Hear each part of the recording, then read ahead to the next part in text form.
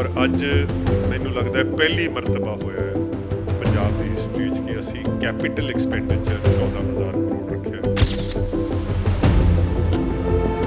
लोगों को उम्मीद सी कि आ पेंशन पहले साल ਦੇ ਵਿੱਚ ਜਦੋਂ ਤੁਹਾਡੀ ਸਰਕਾਰ ਬਣੀ ਉਸੇ ਸਮਾਂ ਵੱਜ ਜਾਂਦੀ ਤੇ ਉਹਨਾਂ ਨੂੰ ਜ਼ਿਆਦਾ ਫਾਇਦਾ ਹੁੰਦਾ। ਇੱਕ ਦੁਨੀਆ ਸੀ ਕੋਵਿਡ ਤੋਂ ਪਹਿਲਾਂ, ਇੱਕ ਦੁਨੀਆ ਕੋਵਿਡ ਤੋਂ ਬਾਅਦ, ਔਰ ਇਹ ਪੁਰਾਣੇ ਜਿਹੜੇ ਸਾਂਚੇ ਹੈ, ਇਹ ਪੁਰਾਣੇ ਸਾਂਚਿਆਂ ਨਾਲ ਇਹ ਆਪਣਾ ਪੰਜਾਬ ਨਹੀਂ ਚੱਲਣਾ।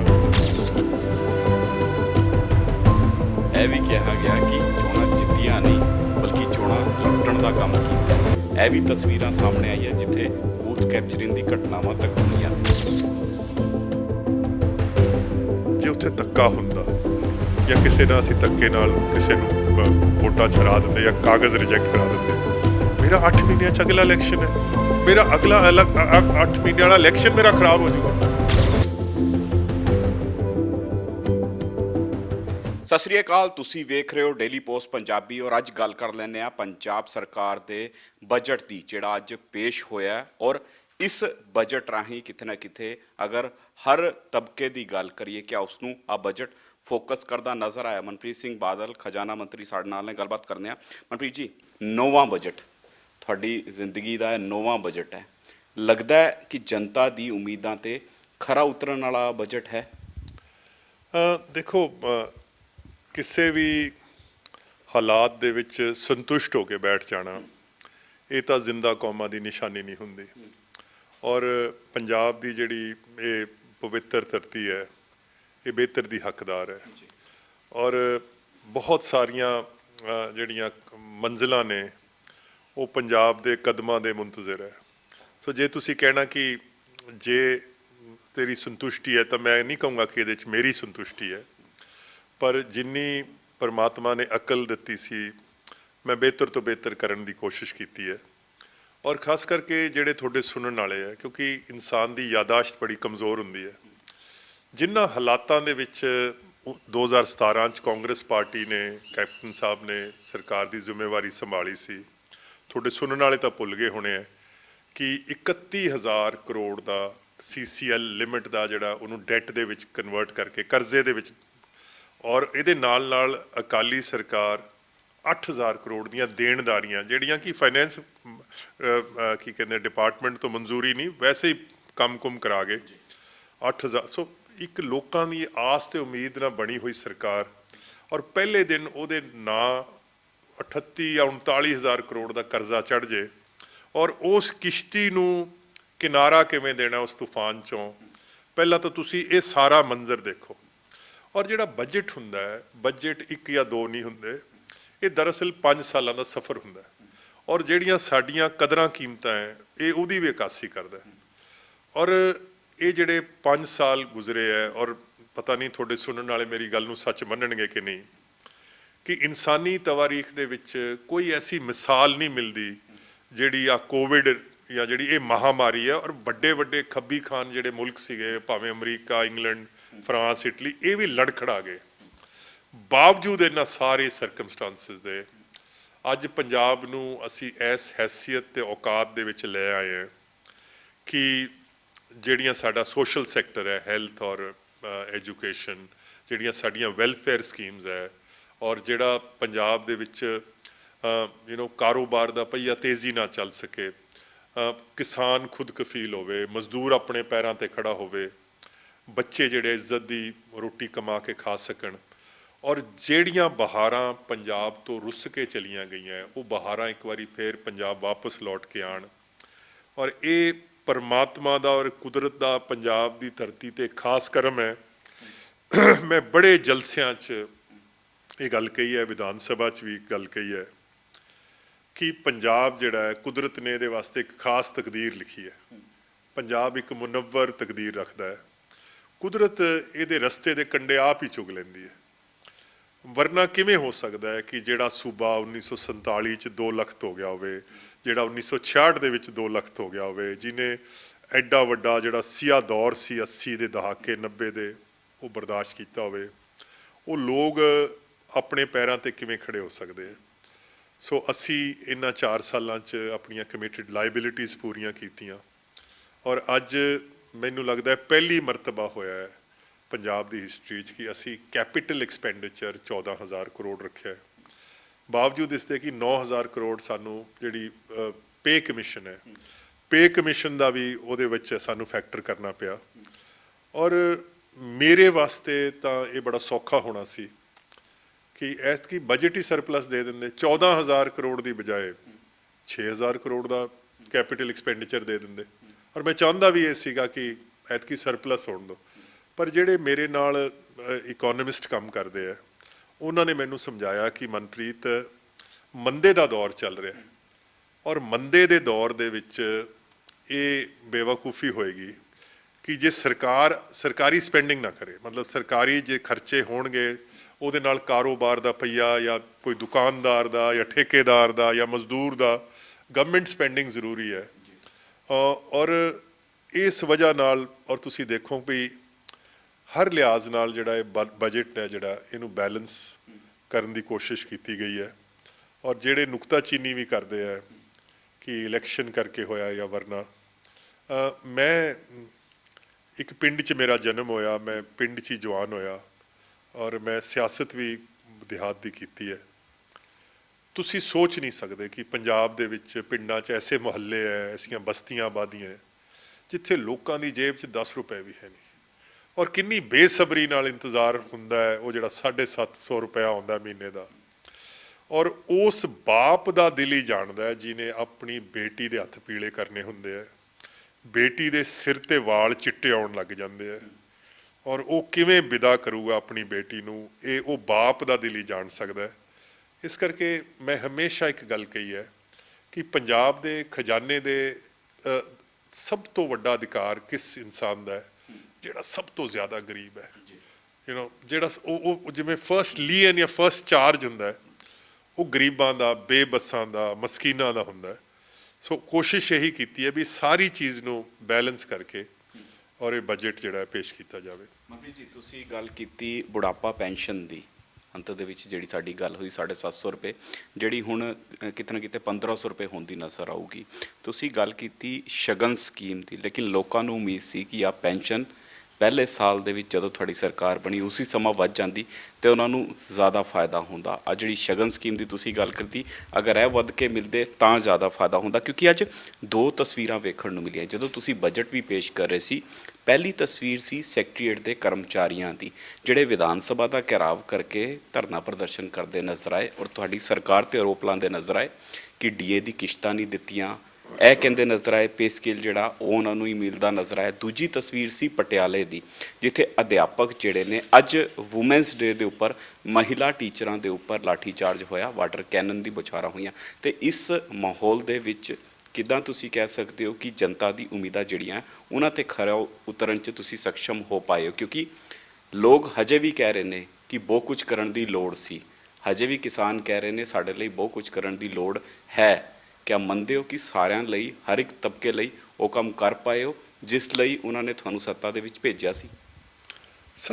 ਪਹਿਲਾਂ ਤਾਂ ਮੈਂ ਜਿਹੜੀ ਤਮੀਦ ਬੰਨੀ ਸੀ ਆਪਣੇ ਇੰਟਰਵਿਊ ਦੀ ਕਿ 38,000 ਕਰੋੜ ਰੁਪਇਆ ਇਹਦਾ ਖਸਾਰਾ ਇਹਦਾ ਕੌਣ ਦੇਗਾ? ਔਰ ਤੁਹਾਡੇ ਇਹ ਤਾਂ ਲੋਕ ਭੁੱਲ ਗਏ ਕਿ 31,000 ਕਰੋੜ ਡੈਟ 'ਚ ਆਇਆ ਸੀ, ਪਰ ਲੋਕਾਂ ਨੂੰ ਇਹ ਨਹੀਂ ਪਤਾ ਕਿ ਇਹ ਜਿਹੜਾ 31,000 ਕਰੋੜ ਹੈ ਇਹ 57,000 ਕਰੋੜ ਦੀ ਸ਼ਕਲ 'ਚ, ਕਿਉਂਕਿ ਇਹ ਤੇ ਸੂਦ ਵੀ ਲੱਗਣਾ ਨਾ ਜੀ, 57,000 ਕਰੋੜ ਦੀ ਸ਼ਕਲ 'ਚ ਵਾਪਸ ਕਰਨਾ ਹੈ। ਔਰ ਇਹ ਜਿਹੜੀਆਂ ਕਮਿਟਡ ਲਾਇਬਿਲਿਟੀਜ਼ ਹੈ ਸਟੇਟ ਦੀਆਂ ਕਿ ਉਹਦਾ ਫਿਰ ਅਸੀਂ ਉਹਦਾ ਮਤਲਬ ਅਸੀਂ ਇੱਕ ਦਿਨ ਵੀ ਡਿਫਾਲਟ ਨਹੀਂ ਕੀਤਾ, ਓਵਰਡਰਾਫਟ 'ਚ ਨਹੀਂ ਜਾਣ ਦਿੱਤਾ, ਡਬਲ ਓਵਰਡਰਾਫਟ 'ਚ ਨਹੀਂ ਜਾਣ ਦਿੱਤਾ। ਜਿੱਥੋਂ ਤੱਕ ਮੁਲਾਜ਼ਮਾਂ ਦੀ ਗੱਲ ਹੈ, ਪੇ ਕਮਿਸ਼ਨ ਜਿਹੜੀ ਹੈ ਉਹ ਬਣੀ ਸੀ, ਜਦੋਂ ਪੇ ਕਮਿਸ਼ਨ ਦੀ ਰਿਪੋਰਟ ਹੀ ਨਹੀਂ ਆਈ ਤਾਂ ਫਿਰ ਉਹਨਾਂ ਨਾਲ ਅਸੀਂ ਹੋਰ ਕੀ ਕਰ ਸਕਦੇ ਹਾਂ? ਔਰ ਮੈਂ ਅੱਜ ਬਜਟ 'ਚ ਕਹਿਤਾ ਹੈ ਕਿ 1 ਜੁਲਾਈ ਤੋਂ ਪੇ ਕਮਿਸ਼ਨ ਦੀ ਰਿਪੋਰਟ ਜੋ ਵੀ ਆਏਗੀ ਅਸੀਂ ਉਹ ਲਾਗੂ ਕਰ ਦਾਂਗੇ। ਜਿਹੜੇ ਉਹਨਾਂ ਦੇ ਕੋਈ ਬਕਾਏ ਹੈ DAVA ਦੇ, ਉਹ ਅਸੀਂ ਕਿਸ਼ਤਾਂ ਦੇ ਵਿੱਚ ਉਹਨਾਂ ਨੂੰ ਮੋੜ ਦਾਂਗੇ। ਪਹਿਲੀ ਕਿਸ਼ਤ ਅਕਤੂਬਰ 'ਚ ਦੇ ਦਾਂਗੇ, ਦੂਜੀ ਕਿਸ਼ਤ ਜਨਵਰੀ 'ਚ ਦੇ ਦਾਂਗੇ। ਦੇਖੋ, ਇਹ ਹਰੇਕ ਦਾ ਜਮਹੂਰੀ ਹੱਕ ਹੈ, ਉਹ ਪ੍ਰੋਟੈਸਟ ਕਰ ਸਕਦੇ ਹੈ, ਪਰ ਜਿੰਨਾ ਹਾਲਾਤ ਔਰ ਇਹ ਪੰਜਾਬ ਦੇ ਹੀ ਲੋਕ ਹੈ ਜਿਨ੍ਹਾਂ ਨੂੰ ਪਤਾ ਨਹੀਂ ਕਿ ਦੁਨੀਆ ਹੀ ਬਦਲ ਗਈ। ਇੱਕ ਦੁਨੀਆ ਸੀ ਕੋਵਿਡ ਤੋਂ ਪਹਿਲਾਂ, ਇੱਕ ਦੁਨੀਆ ਕੋਵਿਡ ਤੋਂ ਬਾਅਦ। ਔਰ ਇਹ ਪੁਰਾਣੇ ਜਿਹੜੇ ਸਾਂਚੇ ਹੈ, ਇਹ ਪੁਰਾਣੇ ਸਾਂਚਿਆਂ ਨਾਲ ਇਹ ਆਪਣਾ ਪੰਜਾਬ ਨਹੀਂ ਚੱਲਣਾ। ਇਸ ਕਰਕੇ ਜ਼ਰੂਰੀ ਹੈ। ਔਰ ਕੰਪੀਟਿੰਗ ਇੰਟਰਸਟ ਹੈਗੇ ਕਿ ਤੁਸੀਂ ਕਿਹਾ ਕਿ ਕਿਸਾਨ ਕਹਿੰਦੇ ਹੋਰ ਹੋ ਜਾਣਾ ਚਾਹੀਦਾ ਸੀ, ਬਟ ਮੁਲਾਜ਼ਮਾਂ ਨੂੰ ਤਨਖਾਹ ਦੇਣੀ ਹੈ। ਉਹ ਪ੍ਰੋਟੈਸਟ ਕਰ ਰਹੇ ਹੈ ਕਿ ਸਾਡੀ ਹੋਰ ਤਨਖਾਹਾਂ ਹੋਰ ਵਧਾਓ। ਹਾਲਾਂਕਿ ਪੰਜਾਬ ਦੇ ਗਵਰਨਮੈਂਟ EMPLOYEES ਦੀ ਸਭ ਤੋਂ ਜ਼ਿਆਦਾ ਤਨਖਾਹ ਹੈ ਔਰ ਜੁਲਾਈ 'ਚ ਉਦੋਂ ਵੀ ਜ਼ਿਆਦਾ ਹੋ ਜਾਏਗੀ, ਪਰ ਉਹ ਦੇਣੇ ਪੈਣੇ ਹੈ। ਤੁਸੀਂ ਜਰਨਲਿਸਟ ਹੋ, ਮੈਂ ਤੁਹਾਨੂੰ ਇੱਕ ਚੈਲੰਜ ਦਿੰਦਾ ਕਿ ਤੁਸੀਂ ਇਹ ਇਨਵੈਸਟੀਗੇਟ ਕਰੋ ਕਿ ਕੋਈ ਸਟੇਟ ਹੈ ਇੰਡੀਆ ਦਾ ਜਿਹੜਾ 14,000 ਕਰੋੜ ਦੀ ਬਿਜਲੀ ਦੀ ਸਬਸਿਡੀ ਦਿੰਦਾ ਹੈ। ਵੱਡੇ ਤੋਂ ਵੱਡਾ ਮਹਾਰਾਸ਼ਟਰ ਲੈ ਲਓ, ਕਰਨਾਟਕ ਲੈ ਲਓ, 14,000 ਕਰੋੜ ਦੀ ਸਬਸਿਡੀ ਹੈ।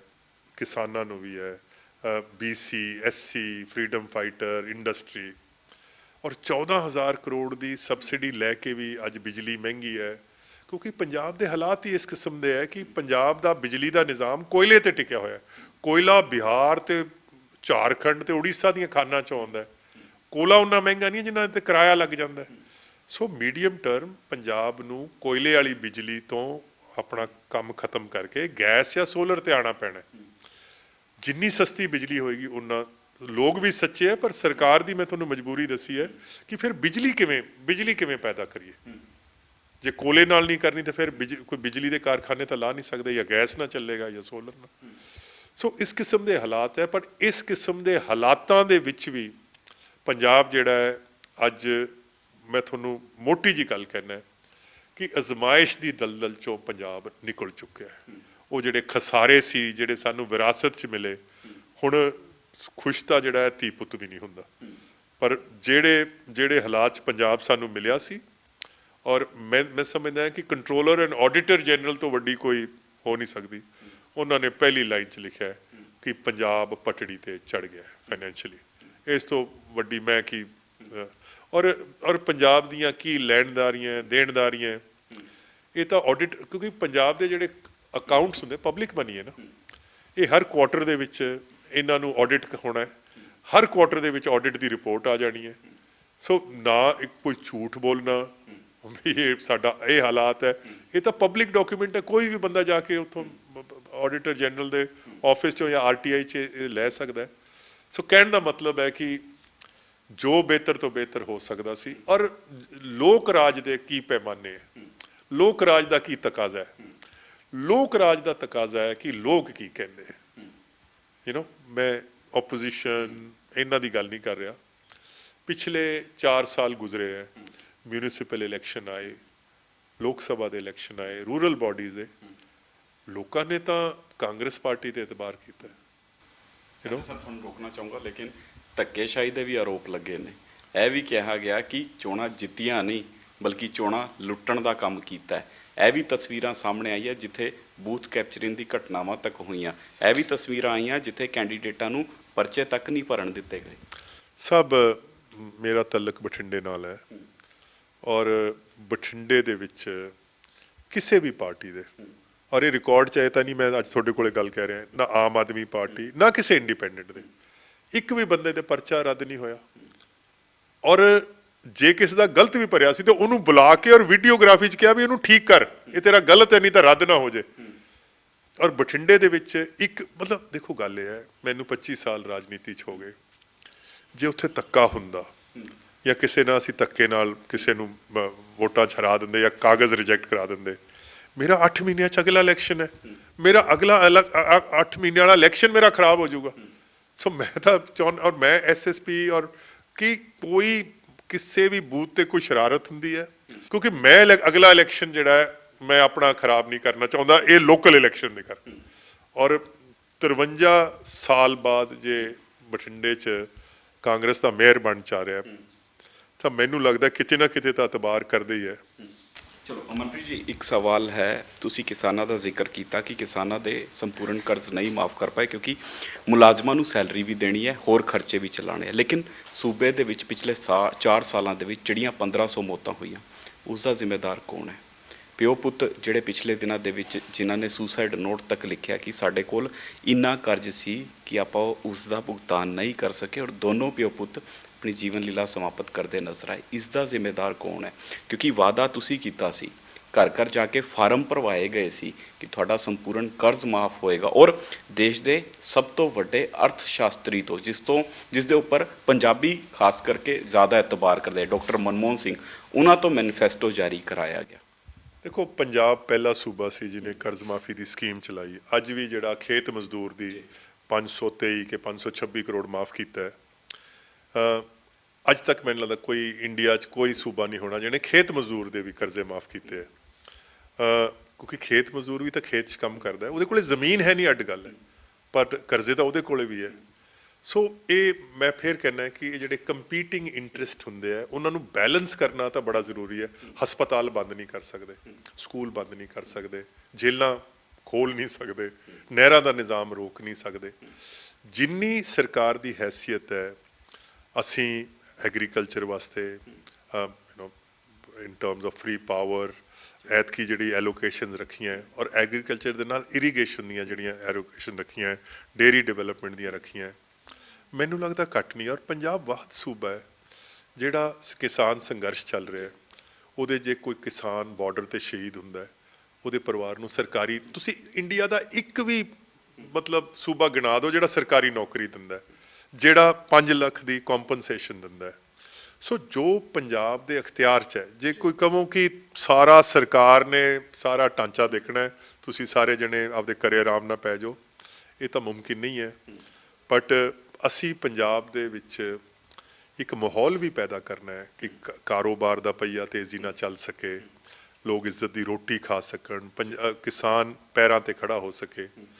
ਔਰ ਉਹਦੇ ਲਈ ਮੈਨੂੰ ਲੱਗਦਾ ਜਿਹੜੀ ਅਸੀਂ ਕੋਸ਼ਿਸ਼ ਕੀਤੀ ਹੈ, ਔਰ ਜਿਸ ਸਥਾਨ ਤੇ ਪੰਜਾਬ ਦੀ ਇਕੋਨਮੀ ਤਾਂ ਨਹੀਂ, ਸਟੇਟ ਫਾਈਨੈਂਸਿਸ ਪਹੁੰਚ ਚੁੱਕੇ ਹੈ, ਮੈਨੂੰ ਲੱਗਦਾ ਹੈ ਇਹ ਕਈ ਦਹਾਕਿਆਂ ਤੋਂ ਇਸ ਕਿਸਮ ਦੀ ਤਸਵੀਰ ਸਟੇਟ ਫਾਈਨੈਂਸਿਸ ਦੀ ਨਹੀਂ ਬਣੀ। ਤੁਸੀਂ ਇਹ ਵੀ ਪੁੱਛ ਸਕਦੇ ਹੋ ਕਿ ਯਾਰ ਤੁਹਾਡੇ ਕੋਲੇ ਪੈਸੇ ਕਿੱਥੋਂ ਆਏ? ਇਹ ਸਾਡੀ ਤਕਦੀਰ ਹੈ, ਇਹ ਕੁਦਰਤ ਨੇ ਸਾਡੀ ਮਦਦ ਕਰਤੀ, ਫਾਈਨੈਂਸ ਕਮਿਸ਼ਨ ਨੇ ਸਿਫਾਰਸ਼ਾਤ ਦੇ ਵਿੱਚ ਸਾਡੇ ਕੋਲੇ। ਸੋ ਇਸ ਕਿਸਮ ਦੇ ਹਾਲਾਤ ਜਿਹੜੇ ਕੁਦਰਤ ਨੇ ਬਣਾਤੇ। ਸਰ, ਇੱਕ ਆਖਰੀ ਸਵਾਲ, ਤੁਹਾਨੂੰ ਲੱਗਦਾ ਹੈ ਕਿ ਤੁਹਾਡਾ ਜਿਹੜਾ ਬਜਟ ਹੈ, ਆਹ ਬਜਟ ਇੰਨਾ ਕੁ ਜਨਤਾ ਦੇ ਲਈ, ਜਨਤਾ ਦੇ ਸਰੋਕਾਰ ਨਾਲ ਜੁੜਿਆ ਹੈ ਕਿ ਤੁਸੀਂ ਆਉਣ ਵਾਲੇ ਸਮਾਂ ਦੇ ਵਿੱਚ ਵੀ ਬਜਟ ਪੇਸ਼ ਕਰਦੇ ਨਜ਼ਰ ਆਓਗੇ? ਆ ਜਿਹੜੀ ਕੁਰਸੀ ਤੇ ਅੱਜ ਤੁਸੀਂ ਬੈਠੇ ਹੋ, ਇਸ ਕੁਰਸੀ ਤੇ ਦੁਬਾਰਾ ਕਾਬਿਜ਼ ਹੋ ਪਾਓਗੇ? ਦੇਖੋ, ਪਰਮਾਤਮਾ ਨੂੰ ਜੇ ਇੱਕ ਚੀਜ਼ ਬੰਦੇ 'ਚ ਨਾ ਪਸੰਦ ਹੈ ਜਾਂ ਪਰਮਾਤਮਾ ਨਫ਼ਰਤ ਕਰਦਾ ਤੇ ਉਹ ਹੰਕਾਰ ਨਾ, ਗਰੂਰ ਤੇ ਤਕੱਬਰ। ਸੋ ਮੈਂ ਤਾਂ ਇਹ ਨਹੀਂ ਕਹੂੰਗਾ ਕਿ ਮੈਂ ਅਗਲੀ ਵਾਰੀ ਇਸ ਕੁਰਸੀ ਤੇ ਬੈਠਾ ਹੋਊਂਗਾ ਜਾਂ ਮੇਰੀ ਸਰਕਾਰ ਬਣੂਗੀ। ਬਹਰਹਾਲ ਜਿੰਨੀ ਕੁ ਪਰਮਾਤਮਾ ਨੇ ਮੈਨੂੰ ਅਕਲ ਦਿੱਤੀ ਸੀ ਔਰ ਜਿੰਨੀ ਕੁ ਹੈਸੀਅਤ ਮੇਰੀ ਸੀ, ਮੈਂ ਜਿਸ ਦਿਨ ਪਰਮਾਤਮਾ ਦੀ ਕਚਹਿਰੀ 'ਚ ਪੇਸ਼ ਹੋਊਂਗਾ, ਲੋਕਾਂ ਦੀ ਕਚਹਿਰੀ 'ਚ ਤਾਂ ਨਹੀਂ, ਪਰ ਜਿਸ ਦਿਨ ਪਰਮਾਤਮਾ ਦੀ ਕਚਹਿਰੀ 'ਚ, ਮੈਂ ਪਰਮਾਤਮਾ ਨੂੰ ਇਹ ਤਾਂ ਕਹਿ ਸਕੂੰਗਾ ਕਿ ਪਰਮਾਤਮਾ, ਮੈਂ ਬਿਹਤਰ ਤੋਂ ਬਿਹਤਰ ਕਰਨ ਦੀ ਕੋਸ਼ਿਸ਼ ਕੀਤੀ। ਮੈਂ ਪਰਮਾਤਮਾ ਦੇ ਸਾਹਮਣੇ ਆਪਣੇ ਆਪ ਨੂੰ ਸੁਰਖਰੂ ਸਮਝੂੰਗਾ ਪਰਮਾਤਮਾ ਦੇ ਸਾਹਮਣੇ, ਕਿਉਂਕਿ ਮੈਂ ਬਿਹਤਰ ਤੋਂ ਬਿਹਤਰ ਕਰਨ ਦੀ ਕੋਸ਼ਿਸ਼ ਕੀਤੀ ਹੈ। ਕਹਿਣਾ ਹੈ ਖਜ਼ਾਨਾ ਮੰਤਰੀ ਮਨਪ੍ਰੀਤ ਸਿੰਘ ਬਾਦਲ ਦਾ, ਜਿਹੜਾ ਆਪਣੇ ਜੀਵਨ ਦਾ 9ਵਾਂ ਬਜਟ ਅੱਜ ਪੇਸ਼ ਕਰਦੇ ਹੋਏ ਨਜ਼ਰ ਆਏ। ਬਜਟ ਨਾਲ ਜੁੜੀਆਂ ਹੋਰ ਵੀ ਅਪਡੇਟ ਤੁਹਾਨੂੰ ਲਗਾਤਾਰ ਵਿਖਾਉਂਦੇ ਰਹਾਂਗੇ। ਤੁਸੀਂ ਵੇਖਦੇ ਰਹੋ ਡੇਲੀ ਪੋਸਟ ਪੰਜਾਬੀ।